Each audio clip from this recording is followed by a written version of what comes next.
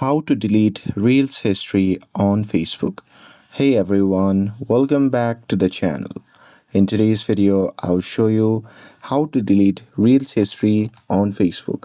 So now without further ado, let's get started. So here, first thing first, open the Facebook app on your phone. And now here, once you're inside the app, just tap on the three dash icon shown in the top left corner of the screen.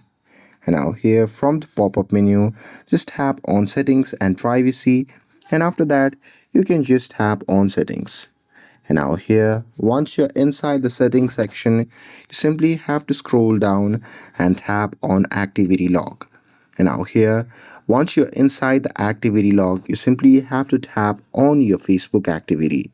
And now here in this section, you simply have to scroll down and tap on manage post. And now here, once you see the interface like this, you simply have to tap on filters. And now here from the pop-up menu, just tap on categories, and after that on the next pop-up, just select videos that you have watched.